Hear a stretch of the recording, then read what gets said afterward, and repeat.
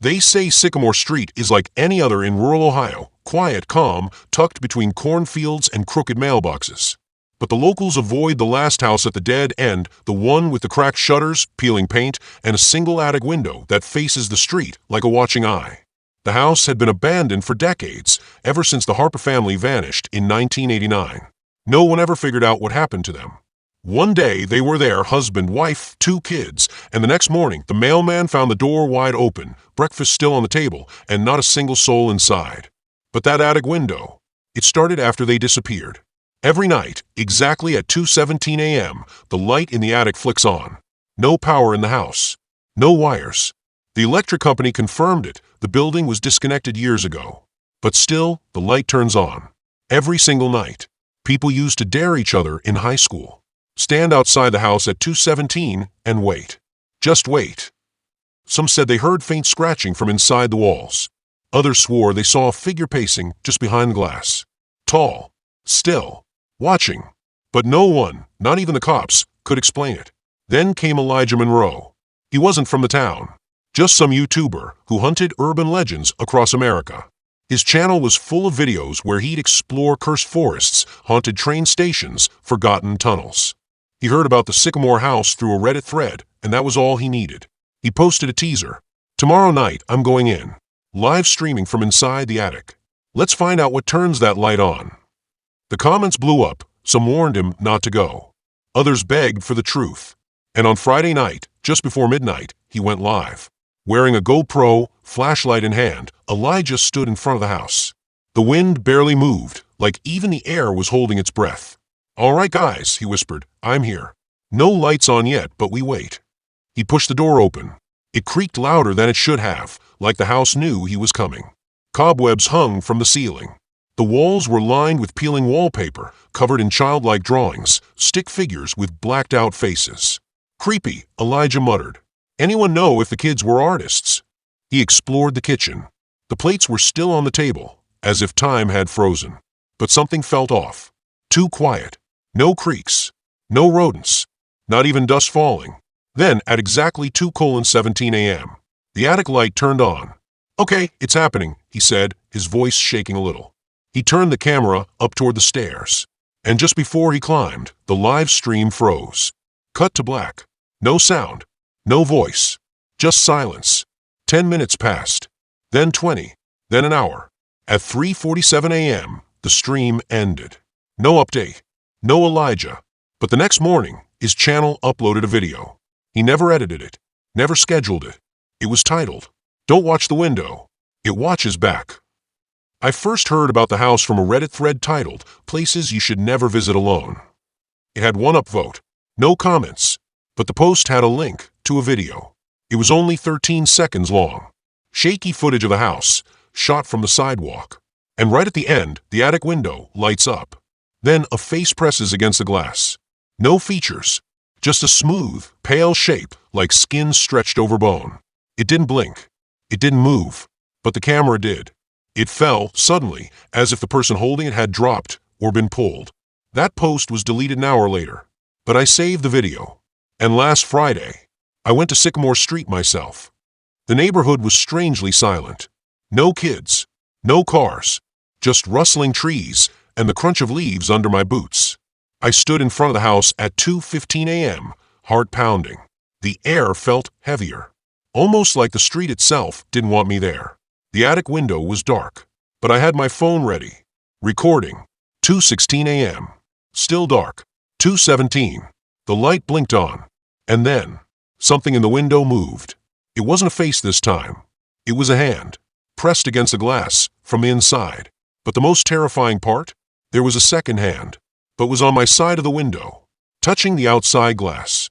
And I was still on the sidewalk. I stood at the edge of the property line.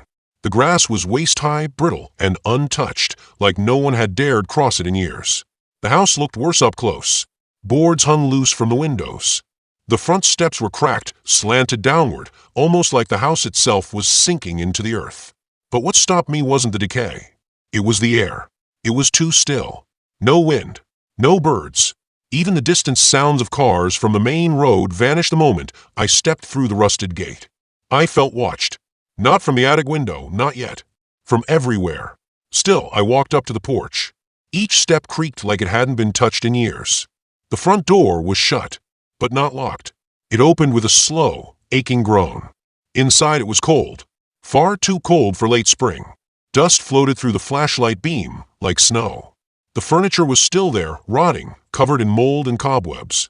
But the kitchen table, it was set for 4.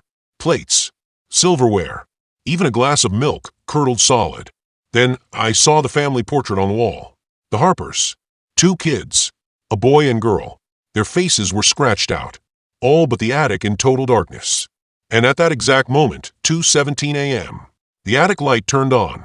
Inside it was cold. Far too cold for an abandoned house in mid-September. My breath fogged in the air as I stepped inside. The living room was frozen in time. Old furniture covered in white sheets. A shattered picture frame lay face down on the floor. When I flipped it over, it was a family photo, the Harpers. The parents smiling. 2 kids holding balloons. But the faces were scratched out. Deep, deliberate gashes like something had clawed through them. I heard something above me, a single creak from the attic floorboards. I froze. The lights flickered on. Not just the attic. Every room. The house came alive. Buzzing bulbs glowed weakly under thick dust. The hallway light blinked rapidly, stuttering like a dying heartbeat. I pulled out my phone to record, but the screen was black. Still on, just black. And I swear I could hear breathing again. Slow, raspy, but it wasn't coming from upstairs. It was coming from the basement. I should have left. I know I should have. But something was pulling me closer, not physically, but like the house was aware. Waiting. I opened the basement door. It wasn't dark down there. The light was already on. My phone screen stayed black, still glowing, still warm in my hand, but nothing responded. I pressed every button. Swiped. Spoke. Nothing. Then, from upstairs, footsteps. Slow. Deliberate. Coming from the attic. I wanted to run. Unschuld but something pulled me deeper inside the house, like the floorboards themselves were whispering. Just one look. I climbed the stairs, each step groaning under my weight. The hallway stretched longer than it looked from the outside, almost bending in places like the wood was sagging from some invisible pressure. Halfway down the corridor, I noticed something. Every bedroom door was wide open, except the last one, beneath the attic stairs. It was shut, and the light under it flickered steadily. On. Off, on, off, like it was breathing. I reached out, hand trembling, and touched the doorknob. It was ice cold, burning cold, but I twisted it anyway. The door creaked open, and inside, there was someone already standing there. Not facing me, facing the closet. Their back was to me, motionless. Long, stringy hair hung down past their shoulders. Their arms were too long, fingertips nearly brushing the floor. "Hello," I whispered. They didn't move. I stepped inside, barely able to breathe. The light flickered again, and I saw it. The closet door was opening. On its own. Inch by inch. And from inside came that same voice I heard in the video. A whisper that wasn't directed at the person standing in front of me. It was for me. "You shouldn't have come here." Then the lights went out. I reached for the doorknob. It was ice cold. Too cold. Like something had just been holding it from the other side. I hesitated. But then I heard it again. Breathing. Not heavy, but shallow. Panicked. Like someone was trapped behind the door. My heart pounded. I twisted the knob slowly. It creaked open, inch by inch, revealing a dim bedroom lit only by a flickering ceiling bulb. The room was empty, except for one thing. In the center of the floor, a chair. And tied to that chair, a mannequin, dressed in children's clothes. A party hat on its head tilted just enough to make it seem aware of me.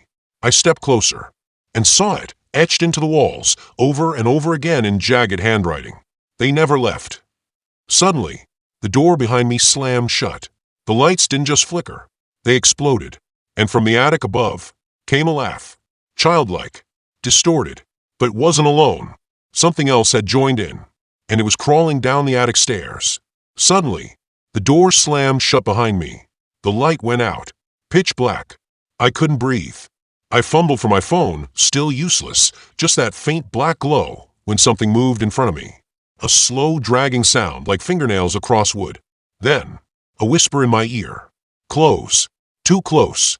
We told you not to come." I backed into the wall, heart slamming against my ribs. But the wall felt wrong.